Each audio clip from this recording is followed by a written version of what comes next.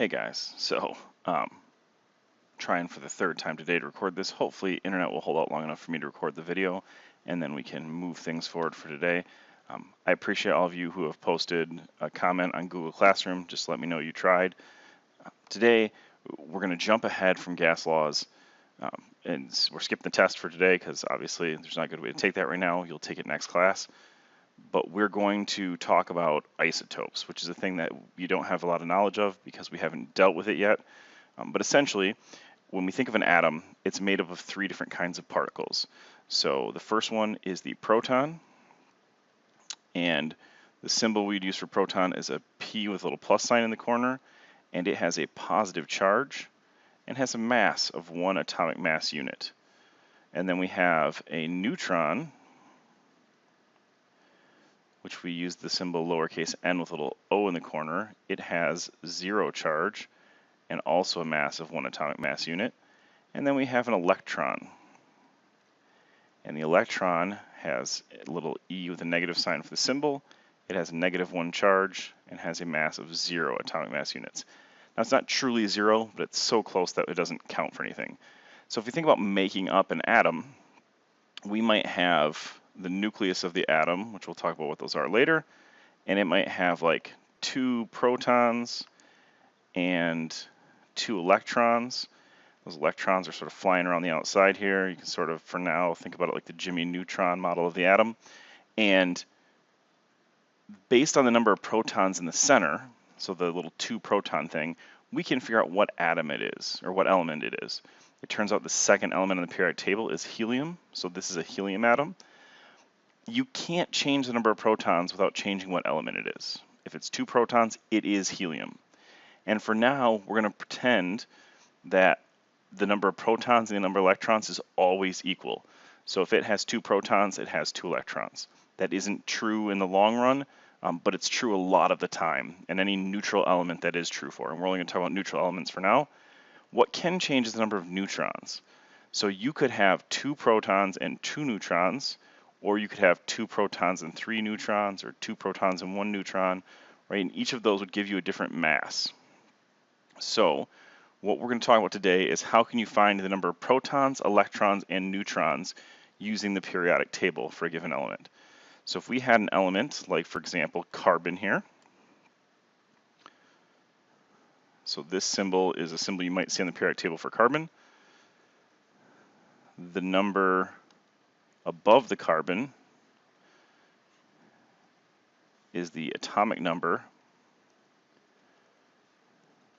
and that number tells you the number of protons.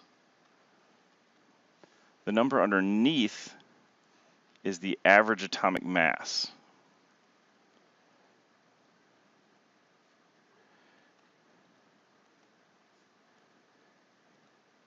Now, the reason that that's not a whole number is because we're averaging out all the different isotopes for carbon.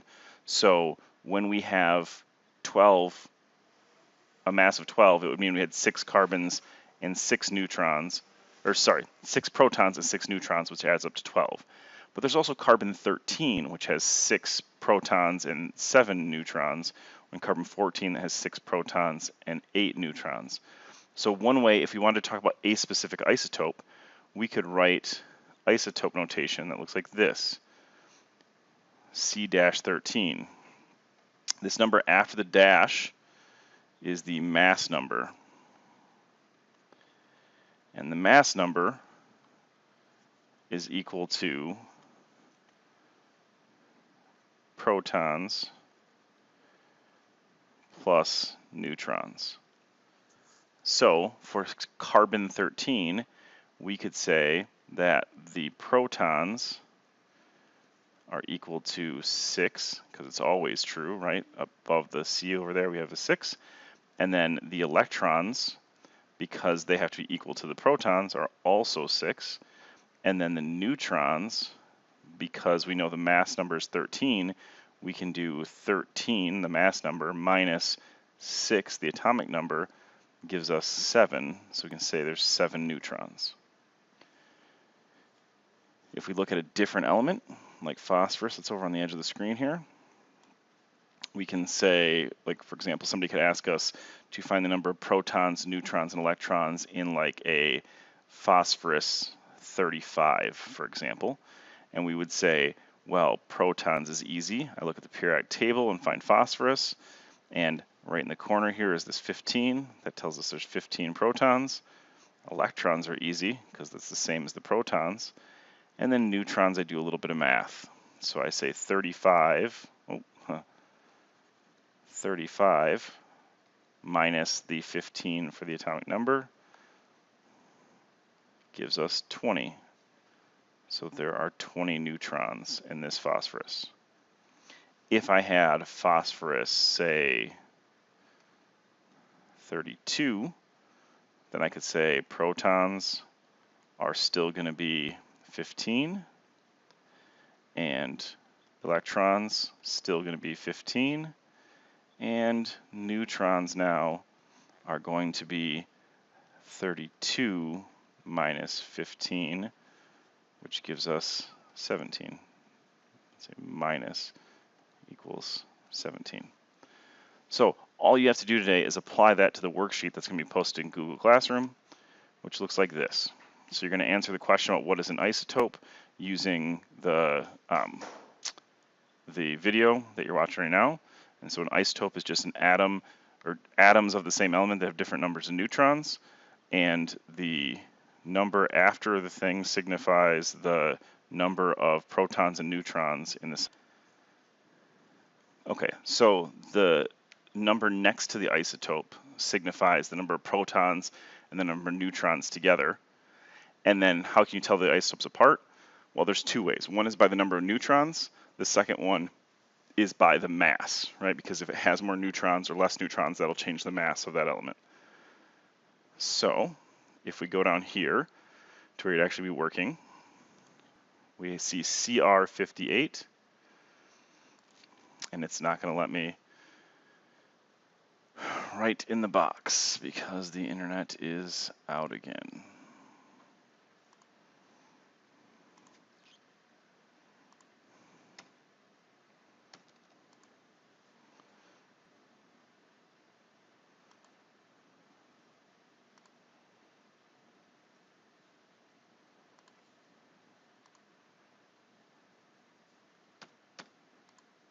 Can I get it now?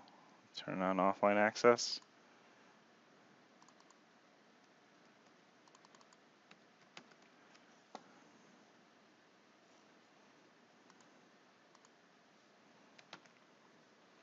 All right, here's what we're going to do.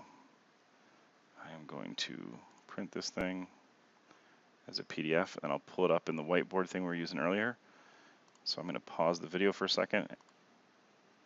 All right, guys, here we are back in the blackboard or whiteboard part. I apologize for all the technical difficulties, but we're working around them. So you will be filling this thing out as a Google Docs. You'll type into it. I'm going to use my pen because right now it's all I can do. So if we were looking at this, we'd look at krypton here, chromium right here. And if you look on the periodic table, which hopefully because you have internet you can do by looking at this page that will be posted in Google Classroom, ptable.com. Chromium is element number 24, so its atomic number is 24, and that tells us that right here we should have a 24. That number, again, because the number of protons defines the element, is going to be the same for this other isotope of chromium, and because the protons and electrons have to be the same, we're going to be putting those same numbers here. So neat trick, right? If you know those four, or any one of those four corners, you can fill them all in. The only tricky part then is to figure out the number of neutrons. So I'm going to take 58 and subtract 24.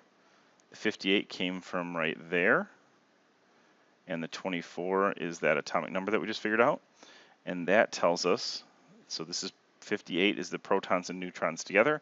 I'm taking out the 24, which is the number of protons. That tells me the number of neutrons is 34. So then when we go over to chromium 63, we're just going to 63 minus 24, which is going to give us 39. So we're going to do that same kind of trick for all these other ones, right? Carbon over here, carbon 12. I can go look at my periodic table. Now I can't select carbon because the internet's out, so it won't let me. Maybe, let's see if I can try. Oh my gosh, it worked. Okay, so carbon right here. Carbon is element number 6. So I can go over here and put a 6 here, and a 6 here, and a 6 here, and a 6 here, right? Because protons are defined by that number. Electrons are the same as protons. So I go to look at neutrons. I say, okay, well, there's a 12 up here, minus the 6 from that box there. And so I have 6 right here. On the 16, I'll do 16 minus 6 gives me 10. So that's what I'm doing. I'm going through using the periodic table, trying to figure out and fill in these blanks. We're going to go over to the other page here a second, just so that we can look at some of the less standard ones. So this is the third one down, maybe. Zoom out. Second one down on the second page. So you see I dash something. So that's iodine. I'm going to go back to my periodic table. I'll find iodine over here. Find out that iodine is element number 53. So I can put a 53. Oops. Let's try that again.